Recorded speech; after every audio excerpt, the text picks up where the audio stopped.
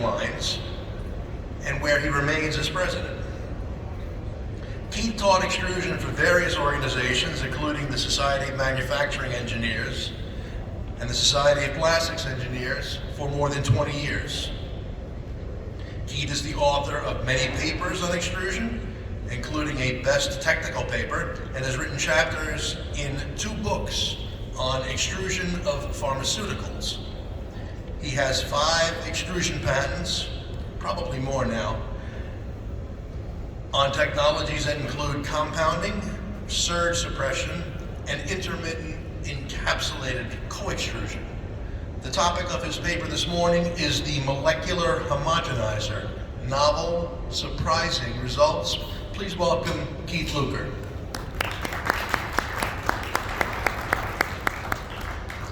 Well, thank you all for that. What kind of papers have we heard so far? I mean, really, what are they about? We have a mature industry, and those papers are about how to make that mature industry better, and deservedly so. If we go back many years to the 60s and 70s, it wasn't necessarily like that. In those days, there were small extruders, and you did your research on small extruders, and then you tried to scale that up. Today, almost all the information that we have comes from production machines and is scaled downwards. This presentation is not about that. This presentation is about R, the R in research. It's about where we are today, and it's an unusual topic because, as we all know, single screw extruders don't mix. The entire world knows that. Twin screw extruders mix, singles don't. So I'm up here, a heretic, to say otherwise. When I was about 7 years old, so 1960, the milkman brought milk to the house every day. And on top of the milk, right, you see those cloth sort of screens here. It's a useless pointer. The top would be the cream. And what would happen would be, my mother and my grandmother would have to mix the cream every day. And when you're 7 years old, your mom and your grandmother are very important to you. And that's what they had to do every day. Then, suddenly, when I'm 7 years old, there comes homogenized milk. And you don't have to mix the cream anymore. We don't call it cream anymore, we call it fat. You know, we just spoon ladles of it, and then we have to mix that up. But I was so happy that my mother and grandmother would not have to mix the fat anymore. And I realized at that point that I wanted to be like the man who invented the homogenizer. Right? I was a little boy, but I wanted to be the inventor, developing guy. Now, it was first invented, the homogenizer, in 1920. This happens, roughly speaking, 40 years later. Let us hope that what I'm about to tell you today doesn't take 40 years to develop. Let's hope that it takes less, because I probably won't be around in 40 more years. There are truisms in extruders. One of them is that the better mixed what you put into the extruder is, the better mixed it is coming out. So if I have a bag of this and a bag of that and A and B, and I just drop them in, that's unmixed. It's a terrible thing to do if you want to have mixing. Instead, if you just shake it up in a bag and put it into the extruder, it's much better mixed. And so the extruder, whether it's a single or a twin, has less to do. I have a question for you. It's a serious question. Those people who have hygroscopic materials, the water vapor that gets absorbed, where is it? How well mixed is it? It seems to me that water vapor, we're just talking about 3 atoms here, 2 H's and an O. Is that well mixed in your material? I think that it is. And so, what happens when you process it in a single or a twin? If it is well mixed, what is your singular twin doing to it? It's agglomerating the water into a different state, into a liquid. And then, when you process the liquid, what happens? Well, it's all bad. You can't run like that. It's terrible. Sometimes it makes bubbles, it makes imperfections on the surface. It does all kinds of bad things. What if you had a mixer that was so good that that didn't happen? And what if, heresy, I know, that was a single screw extruder that could do that? When we think at the atomic scale as a goal, right? When we think about that and we look at atoms, when we think about a crystal, we can have big atoms and small atoms, and a crystal is actually a perfect arrangement of that. Anything you do to that is bad. Any chaos you throw at it, any disorganization, any mixture that disorganizes that would be bad. Now, we can't actually do that. Right? We don't know how. We don't have the Star Trek replicator yet to put down atom by atom by atom. Well, we sort of do. When a university printed their name atom by atom by atom, but that's about where we are. What kind of extruders do we have to mix? What is their superpower, so to speak? This is a counter-rotating twin. I'd love to have a laser pointer and point out where things happen, but there's a C-shaped flow in here. It's captured. And if you look at the top of one flight into the root of the other, you can see where material gets trapped, and it's sort of a grinding process.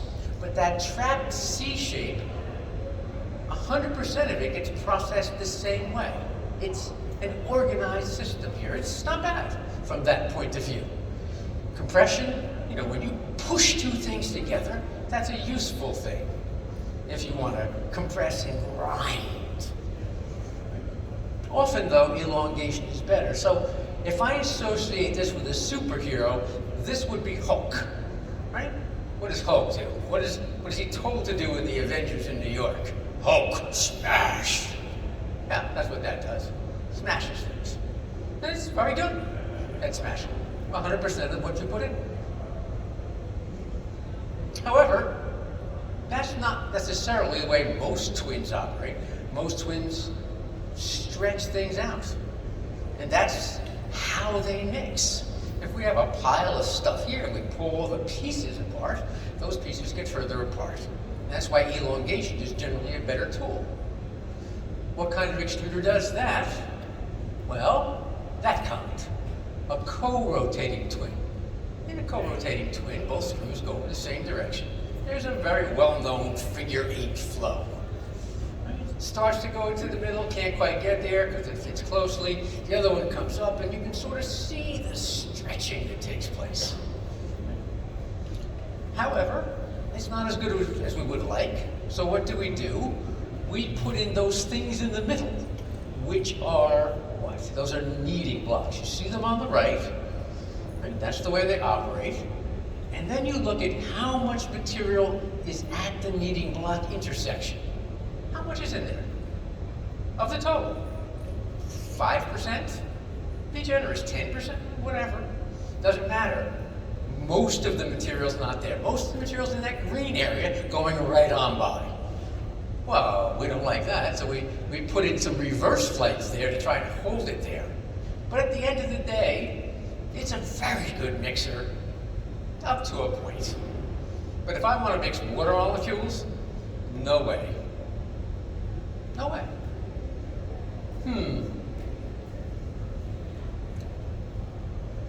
Only a small amount of the material is in that intersection, which means that some of the green stuff is going by, which means it's not like the co-rotating twin. Some of the material is not going to be mixed at the same time. We have to have a lot of intersections. Well, we do have a lot of intersections, but not all the material is going to go through those intersections. At the end of the day, if you do 5% of this, of the total, another 5, and another 5, and another 5%, you can't get to 100%. Some will be left unmixed. Well, that's not good. If some is left unmixed, suppose I have a tensile bar, and you've got dirt in the tensile bar, and 5% of the unmixed stuff is over there in the tensile bar. You pull on the tensile bar, where's it going to break? It's going to break at that 5% that's unmixed. And when you're talking about little molecules, you have a lot of stuff to mix, right? So if you could fix that problem, you might make tensile bars better.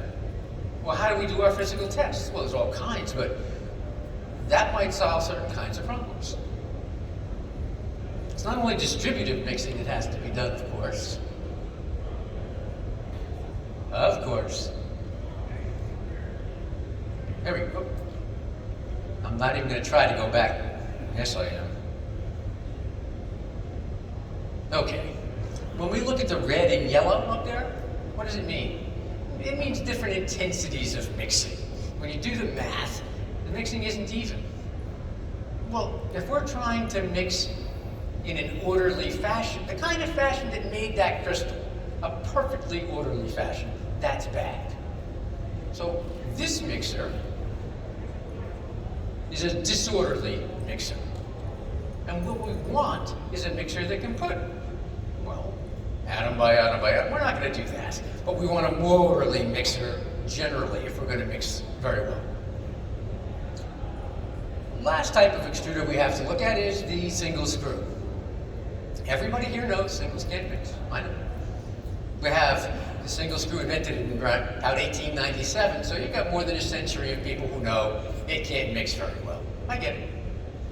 Why doesn't it mix very well? Well, for a lot of reasons, but in part, after you get through the feed and the transition and the melting zone, you get out into a metering section. And then what happens in there? Well, if you take that metering section and unwind it and make it straight, what happens? The material has to go what? Down the side of the channel, down the bottom, get dragged all the way across, up the side of the channel, up across the barrel, and then it starts again. So about how many spirals do you get? Well, per LD, maybe one, maybe not. You know, you can do some things to change it, but it's about not very good. Single screws, in terms of how much spiraling you get, don't work very well. What is the other mixing mechanism? Well, if you can see those red lines represent the pressure flow through the middle of that spiral. And where does that wind up? Well, it winds up going a little bit faster than the spirals. So this is well, quite frankly, a terrible mixing mechanism. Right? It's just not good. So, it has weak axial mixing. Axial mixing is along the screw, and it's got weak spiraling. Maybe we can fix that. Suppose we do something seriously different. Suppose we put another flight in there. Well, not really a flight. Suppose we put that thing in there called P1. What is P1? Well, P1 stands for pump. Well, why is it a pump? It doesn't look like a pump. Well, just picture, you know, the flight, as people have mentioned, is very close to the barrel, not very much clearance there. But if you put your finger into P1, which way is it going to go? Yeah, it's going to go across the screw, right? Which means that if you deliver melted material to it, the barrel's going to grab hold of the top, right? Drag the material forward, and it's going to get pumped out. So it's a very weak but useful pump. You have to get that. If you don't get that, the rest of the mixture won't make any sense.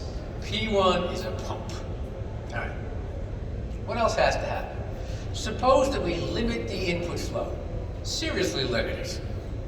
Star feed it more than you ever would. I know, single screws don't star feed extruders. I know, we don't star feed them. But maybe we should. After all, twins do it all the time. It doesn't hurt their production rate. It's not a big complication, it's just a feeder.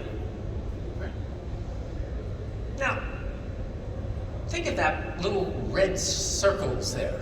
It's a melted ball, only attached, only tethered to a small part of the flight. What's the resistance of that small little area where it's tethered? Not very much. It doesn't have to go down the flight, along the bottom, up, and spiral again. The barrel's got it. Got it right there. Yeah, it'll slow down. The arrow, the green arrow next to the P1 will be a little bit fatter, but that'll get thinner as you go. But when it releases from the bottom of the flight, the barrel's got it, and what is it you've got now? It pulls it up. It's an extension. Now, how many spirals do you think can happen? If it doesn't move, of course, if it just sat there, just go round and around in a circle, but because we've got a flight, and because it's angled, it does move. What does that look like? Oh, I forgot to say. If you look at the top, over P1, you see the arrows there. That's what we call shear flow.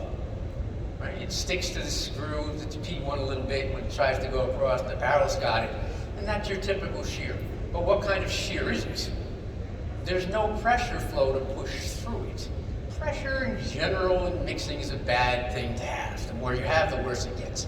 So if we push material through that, like you would in a Matic mixer or an Egan mixer or a lot of other mixers, it detracts from the shear flow because we've got pressure flow interfering with shear flow. And if pressure flow was a great flow to mix, then breaker plates would have solved all the mixing problems a long time ago. And that hasn't happened. What kind of shear flow is it?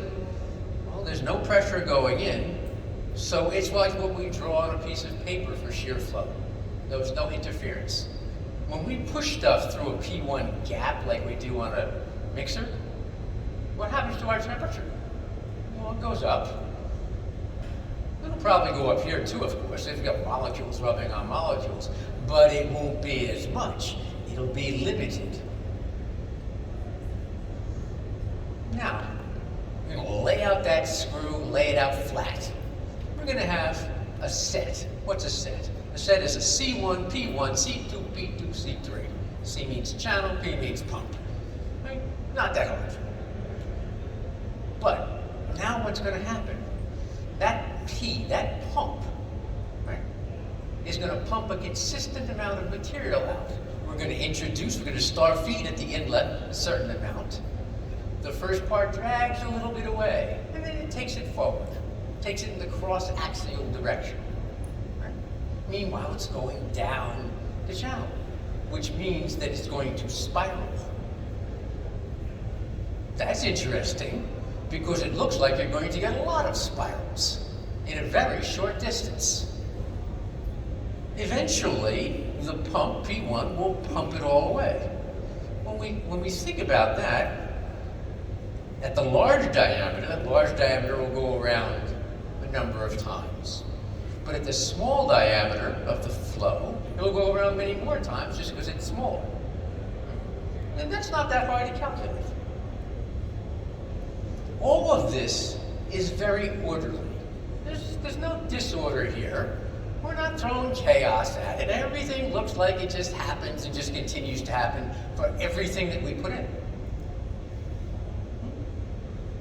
Notice too that there's an interesting thing which happens, which is there's no pressure here. We're just dragging everything down the channel. Remember I said pressure generally isn't a good thing. What does P1 take away? It takes away the outside surface. It takes that part away. It doesn't take the inside surface away. So what you're starting with is the outside surface goes away and the inside is left. So that innermost part at the inlet eventually winds up at the end of C1. That's interesting, because it's an inside-out kind of phenomenon. What happens next as we go into the next channel? Well, we've done some cooling experiments in the past, some other papers that I've written, and we know from those that basically if the space between the pump, P1, and the barrel is about a millimeter, about 40 thousandths, that when it stretches up over C2, and why does it stretch? Because there's no resistance. You know, it's over P1, P's got it. As soon as you get over the second channel, nothing's got it anymore. If the barrel still does, it just whoop and stretches up. So how thin is that film? Well, we can pretty much look at it and see. A 40 thousandths P1 clearance makes it about 1 1/2 thousandths of an inch thick. Whoa, that's a lot. You know, if it was an order of magnitude, that'd be, 4 mils. So this is a lot of stretching. And from other work that we've done previously, we know that that is a very, very effective mixing mechanism. And sometimes, I know it's heresy, but Dow Chemical did the work on the paper that said that what we had done was 8 times better than what Dow could do with their material on Dow's twin. It makes 8 times better. And that's the old technology. But that's how important that stretching is. So first you've got what happens in C1, all this spiraling in the inside, moving down. Then you've got this as the next thing. And how much of that gets stretched? All of it. So again, a very orderly process. Well, after we leave C2, then what happens? Well, it winds up. So it starts at the beginning of C1, the upstream side, winds up downstream, and it's another cone. Now, both cones, if the channels are the same, basically have the same number of rotations. So you start off with fewer rotations upstream in the inlet flow at C1, but downstream you wind up with more, and you wind up adding them together as the total number of spirals that take place. Which is cool because then it's an orderly mixer again, and that's what we're looking for, orderliness. What we're trying to do is to say, what do you need in the best of all possible mixers, and it's method and order because that's how a crystal works. Now, what has happened in C1 in the upstream flow? That winds up in the middle. So the outside, at the upstream inlet of C1, the outside becomes the what? The inside. Well, that's really cool, that the outside becomes the inside. I mean, well, that's good for mixing, isn't it?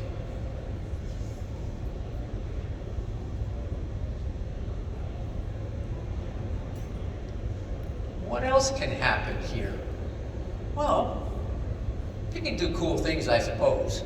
Have we done this? No, we haven't done it. I just drew it on a piece of paper, for the patent application, right? But in theory, single screws don't like oils, not just in theory, in practice. You put them in with the pellets, they lubricate the pellets, and everything slides after that, nothing goes forward. But suppose that you put it in downstream through the screw.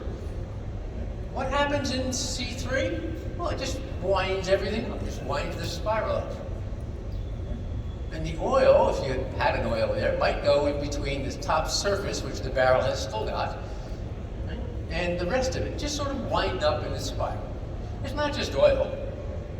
I mean, why can't you do that with gas? Maybe you can. We haven't done everything. This is in the R, not even the D stage of development. Now, after we get through C3 in the first set, you remember this set of C1, P1, C2, P2. What happens then? Well, how long, how many LDs is a set?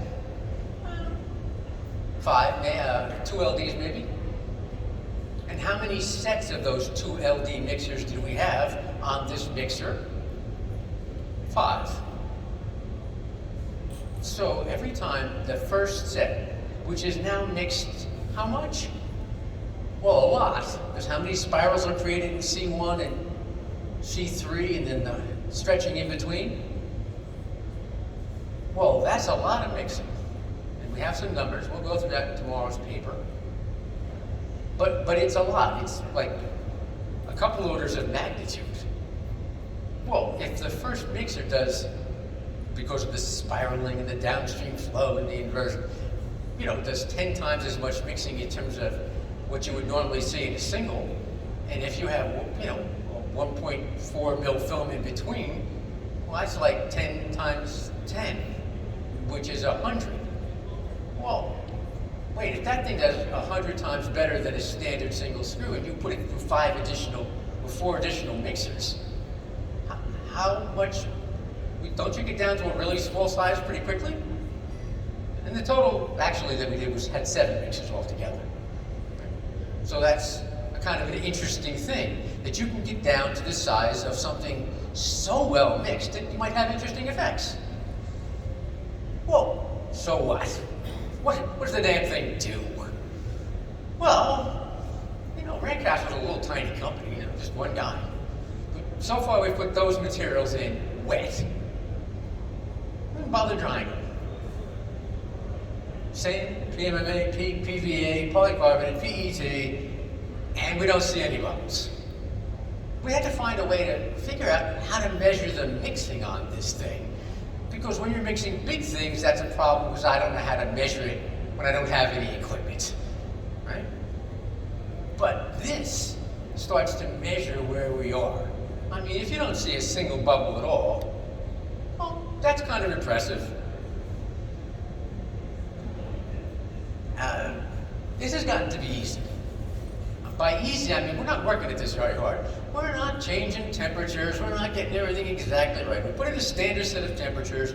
We say, do this, the pressure is this, do this, and then we're in tetherball mode. You see how proud I am? The inventor of a new flow, and I have named it tetherball flow. Never mind. We inventors don't have much. Oil has been sequestered in addition to water. No bubbles. Pigments have been sequestered that have surface moisture. No bubbles. Greater amounts of gas have been sequestered. No bubbles. This is really interesting. We've kept material dry longer. How long does it take PMMA to absorb water? 4 hours, 5 hours? We kept it dry for 3 days after we dried it without a sign of a bubble. That has some serious implications.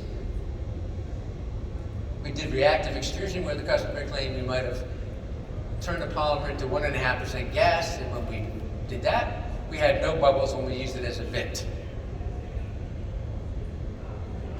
There's lots of conclusions, but since I only have 30 seconds left, you can read the conclusions anytime you'd like in the paper.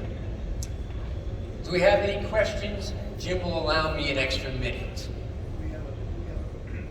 There's a mic now, by the way. Yes, in the middle of the room. Yeah, there's a microphone in the middle of the room. If anyone has any questions. Really? Well then, my timing was perfect. So what's the next step for you with this development? Oh, well, we'd like to know about materials like PET. We don't see any bubbles. What we'd like to know is, does anything bad happen when you're on the PET with the 25% free grind and see no bubbles? Does the viscosity change? Right? Does the IV change? We're going to find that out in the next couple of months. Those will be more experiments. And then we'll be doing scale-up. Next step is we're a small machine builder. I'll take a random guess as to what the objective would be of this technology if you build machines for a living. Yes, we'd like to sell them to you. Yeah, so what are your instincts telling you now? Less drying of these materials, no drying of these materials required? That's a pretty big leap. There's a lot of different things that are possible. Some screws will be sold just because you don't apparently have to dry it. That's nice. But my longest term goal, my biggest goal, I think about the drying for 6 hours. Well, we didn't dry it for 3 days. That's 72 hours. There was no sign of a bubble. After a month, there were bubbles, but not as much as you'd expect. If I can go from 3 days to 60 days, then at the end of a reactor, what is there? There's an extruder that produces dry material, and then you pelletize it. My goal, I want to put our technology in between those two things so no one will have to dry material again, because it'll be dry for 60 days. If that's a goal, well, yeah, what I'm going to do is scale up from a 1-inch extruder to a, 6, 12-inch extruder. No problem. Piece of cake. Anybody knows anything about extrusion knows that's not true, but that's where we are right now. You do have a question?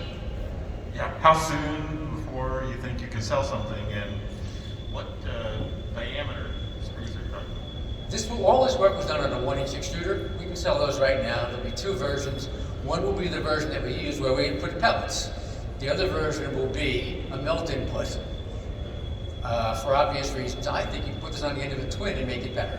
Oh my God, he said another heretical thing. He's going to be roasted alive. Have you looked at like injection screws or PET preforms designed in that area, or is that? This is the extrusion conference, Right. Jim. Now, to be kind to the injection molding people, they're still using a lot of screws from the 1950s and haven't really adapted to extrusion technology. But absolutely, since there are 6 times more molding machines than there are extruders, I would love to get into that as well. Okay. Good. Keith, thank you very much. Thank you.